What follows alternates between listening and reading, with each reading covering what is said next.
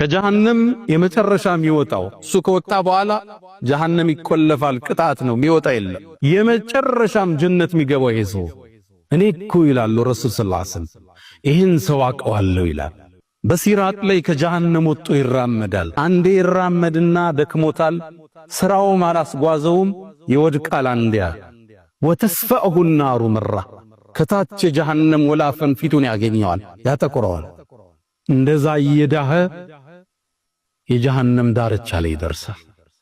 ከዛም ስቃዩን ያስታውስና ዞር ብሎ ተባረከ الذي ነጃኒኪ ካንቺ ነጃ ያወጣኝ አላህ ረድኤቱ ሰፋ ይላል። لقد أعطاني الله شيئا ما لم يعطي أحدا من الأولين والآخرين ከመጀመሪያው ትውልድም ከመጨረሻውን ያልሰጠውን ጸጋ ሰጥቶኛል ይላል። ከጀሃነም ነፃ ወጣ። ከዛ ጉድ አላህ አወጣ። የተለያዩ የበር ክፍሎች አላት። ለሃ ሰብዓቱ አብዋብ የተለያዩ የሆኑ ዋሻዎች አሏት፣ እባቡ ዘንዶ ያለበት። ተባረከ الذي ነጃኒ ሚንክ ካንቺ ያወጣኝ ጌታ ረድኤቱ ሰፋ ይላል። ዛም ጀሃነም ዳርቻ ላይ ቁጭ ብሎ አላህ ከቅርብ ርቀት የጀነት ዛፍ ያሳየዋል። ስሮቿ ከወርቅ ይሆን፣ መስኩ የሚያምር፣ ወንዞቿ የሚያምር። ከዛ ትንሽ ይቆይና አላህ ወይ ይላል፣ ጥሪ ያቀርባል ይላሉ ነብዩ አለይሂ ሰላቱ ወሰለም። ወደዚህ ዛፍ አስጠጋኝ ይላል። ከጥለዋ ልጠለል ከወንዞቿ ልጠጣ ይላል። አላህ መልስ ይሰጠዋል። አንተ የአደም ልጅ ወይ ሌላ አትጠይቀኝም ይለዋል። በልቅና ይሆንብኛል ጠይቀህ ይላል። አላህም ወደዚህ ቦታ ይወስደዋል። ይጠጣል፣ ያርፋል፣ ይዝናናል፣ ሁለመናው ይመቸዋል። ትንሽ እንደቆየ ከቅርብ ርቀት አላህ ከመጀመሪያው የምታምር ያሳየዋል። ውብ የጀነት ዛፍ፣ መስኩ፣ ወንዙ። ከዛ አላህን እንዴት ይጠይቅ? አልጠይቅም ብሎ ነበር። ከዛም ሶብር ያጣና አላህ ወይ ይላል። የአደም ልጅ ምን ፈለክ? ወደዚህ ዛፍ አስጠጋኝ ይላል። አንተ የአደም ልጅ ወይ አልጠይቅም ብለህ ቅድም አልማልክም ይለዋል።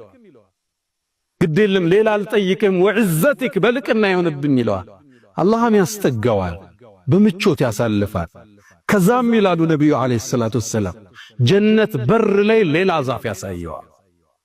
ከዛ ታገሰ። አላህ እንዴት ይጠይቀው? ቅድም አልጠይቅም ብሎ ምሏል፣ ግን ደግሞ ጓጉቷል። ነብዩ ምን አሉ? ወረብሁ ያዕذሩ ጌታ አውቆ ይቅር ይለዋል። ምነው ትዕግስት የሚያሳጣ ነገር እያየለው። ከዛ ትንሽ ይቆዝምና እጁን ያ ረብ ይላል። አላህ ወይ ወደዚህ ዛፍ አስጠጋኝ ይላል። አንተ የአደም ልጅ ወይ አልጠይቅም አላልከኝም እንዴ? ከዚህ በኋላ አልጠይቅህም ይለዋል። አላህ ወደዛች አስጠጋዋል። ምቾት ተሰምቶት ድንገት ሲመለከት የጀነቱን ዓለም ያየዋል።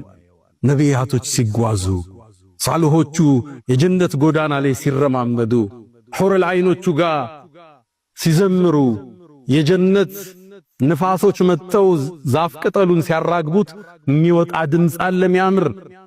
ያ ተሰምቶ አይታወቅም የተባለለትን ዓለም ያን ውብ ዓለም ያለበት ያንስበታል። አላህ ሆይ ይላል። አሁን ምን ፈለክ ይለዋል። ጀነት አስገባኝ ይለዋል አላህ። የአደም ልጅ ሆይ ይለዋል አላህ። ጥያቄህን ግን የሚቆርጥልህ ነገር ምንድነው ይለዋል።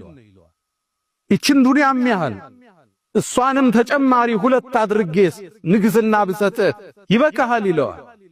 ነብዩ ምን አሉ እዚህ ቦታ ላይ?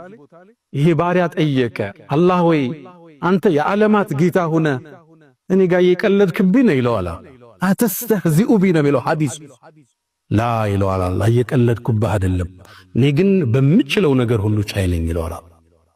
ይህ ሰው የዱንያን ሁለት እጥፍ ያህል ግዛት ተሰጥቶት የመጨረሻው ሰው ጀነት እንዲገባ ይደረጋል አሉ ነብዩ አለይሂ ሰላቱ ወሰላም።